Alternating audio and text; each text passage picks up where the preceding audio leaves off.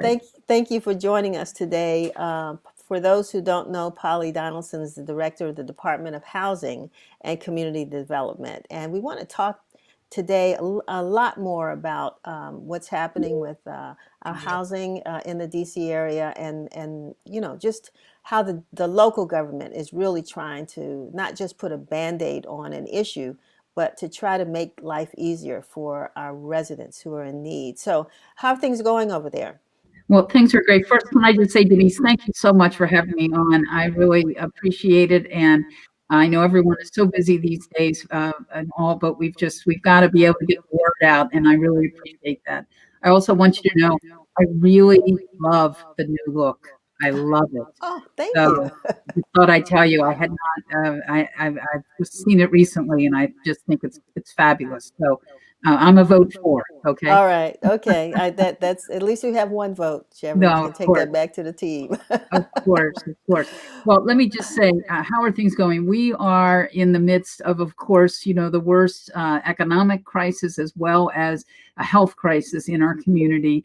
And we know that our job in the government and in the administration and under the leadership of Mayor Bowser is to ensure that we are not only providing relief, but we're building the stepping stones for recovery from this. And we know there will be recovery. And we think the vaccine, as you said so eloquently, really is a sign of hope at this time. But that in the meanwhile, we've got to make sure that our residents stay stably housed, that we don't increase the number of homeless, that we also, though, ensure that our housing providers are able to continue to provide both the affordable housing for those that do affordable, but also just our housing stock. We need to ensure that we can keep the housing that we have in the district. And so there are several ways that we're doing this with both rent assistance programs, but we're also collecting the data to see what the need is and to be able to make the case both locally and to the federal government, which I have been a part of federal advocacy efforts on the latest stimulus bill,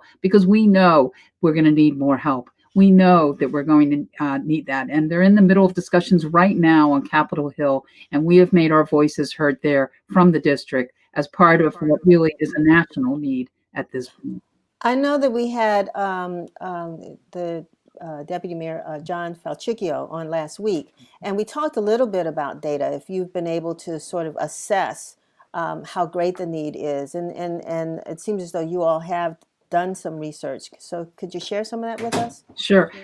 We've been doing, actually since June, we've done several surveys. DHCD has led in surveying housing providers specifically, because we wanted to have some of that data to be able to make the case, but also to be able to help those most in need and to shape and tailor our programs to do that.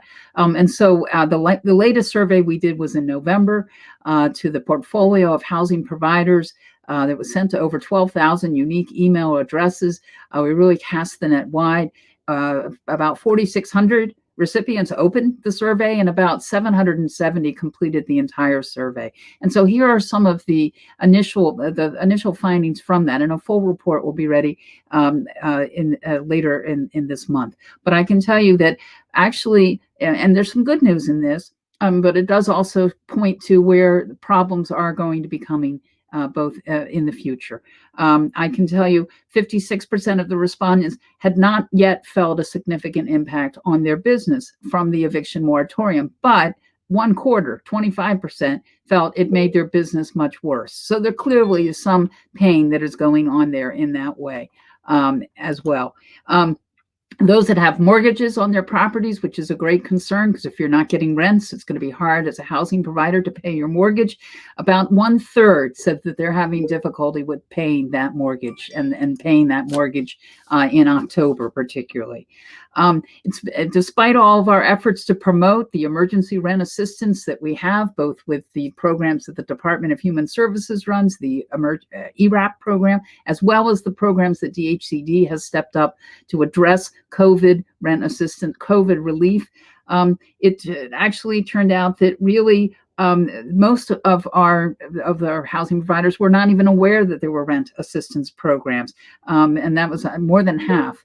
And then more than half, they were, though, aware of the one that the Department of Human Services runs, and that really is their, that's where the Department of the Emergency Rent Assistance Program. So we do know that, and they made it very clear, rent assistance for tenants affected by COVID is the number one solution and policy proposal proposed by housing providers. And it's keeping with the same thing that the affordable housing provider said in an earlier survey. So we know we need more rent assistance. And so I'm prepared to walk you through all of what we're doing, including the housing stabilization grants and our rent assistance programs, primarily the coronavirus housing assistance program known as CHAP.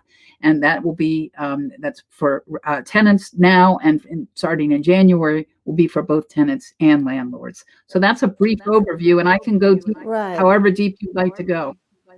Well, I think, first of all, I would like for you to point people in a direction to get the information that I know we won't have enough time to cover today. But where should people go to get more information about the programs that the best source for information on all the programs is the coronavirus.dc.gov/rent. You have it up on your screen now. That is the source for all of our rent assistance programs. And it also has links to the community-based organizations who are administering those programs on our behalf. Obviously, you can always call DHCD. That's at 202-442-7200. Always be able to call there or check our website, tweet us, Facebook us. We respond. We are geared up 100% on telework, but 100% there every day from 8:15 till 5, and we're working for the residents and we'll respond. We also can give you information on the community-based organizations on that website with the Greater Washington Urban League, Housing Counseling Services, and the United Planning Organization. Those are our three implementers of our rent assistance programs. And I can do phone numbers now on the air if you want, or we can make sure that we've got that. But it is all on the coronavirus.dc.gov/rent website. And you can get all that information there. Oh, thank you for posting that. That's terrific. Great way to. That's great, because really that is where you can get all the information. I can walk you through some of the qualifications and eligibility, if that'd be helpful. Yeah, I do think that I don't know about if there are a lot, but I think it is important for people to know if they qualify. Yeah. Sure. Well, for the CHAP program particularly, you do need to have a monthly income of a little less than $4,500 a month for a single person, or $6,600 a month for a family of 4. If you've been impacted by COVID, if you've been laid off or your hours reduced, etc., that you're eligible to apply. And your income it's based on what your income is right now, not what you were making, but what you're making now. And that's why it's important to apply now, so that we can, so that you don't wait until you're called back to work, because then your income obviously will be higher. And so it's really important to apply now. The website has the list of documents, bank statements, some income and wage documentation. You must show your lease as well, including the amount of rent, and of course, how much of your rent is past due or in arrears. And then you can then call or email one of the three organizations I mentioned, the Greater Washington Urban League, Housing Counseling Services, or the United Planning Organization, and they will accept your application and walk you through the process for the documentation. So I think that really is the best way to do it. Quick question, Polly. With these programs existing, which are supposed to help tenants and also landlords, but there's some landlords that just may not cooperate. How do you address that issue? Well, fortunately, we do have in place right now an eviction moratorium. So, and even though, yes, there was a court ruling earlier this week that talked about the noticing for eviction, that is now allowed and authorized, but nobody can actually be evicted. And the impact will be greatest on those pre-COVID who were already facing eviction. However, it is only really a court process. It is being appealed, and we actually think that we know that the actual eviction moratorium which is in effect until December 31st. Although the council, as I think Deputy Mayor Falchicchio talked about last week, the council of the district did authorize the mayor to extend the public health emergency, and with that would be the eviction moratorium. And I know that that's something that's being discussed, but the mayor is thinking about right now in terms of taking that action. So if that, and in that case, we know that the rent assistance programs we have will be critically important to help during that public health emergency. We know that they have been a little, I wouldn't say they're undersubscribed at this point, but I am surprised that there has not been quite as much rush to the resources. We've done about 1.5 million in the tenant-based rent assistance. CHAP at this point, we've had about 340 applications approved. We've had about 1,500 received, so we're going through the process on that, and about a little under $1 million has been awarded. But we have an additional 8 million that is still to be dispersed. So there are funds available. And again, I just want to encourage listeners and viewers today to please look at the coronavirus.dc.gov website and please make an application. Let me add the final question I want to ask, though, is that when you talk about not necessarily being undersubscribed, but folks having not reached out to the degree that of the need, are there any that you all have discovered any barriers, some things that do disqualify folks that you think might, even if they had a conversation, might allow them to qualify, but they're not calling because of whatever? What are some of those things? I think at first there were some technology concerns for folks that may not have access to, because the initial applications were being received online. And so in addition to that, though, yes, please call the CBOs as well. If you are not able to access via the internet, that's what you need to do. I do know that that's what the community-based organizations are there for. That's what DHCD is there for.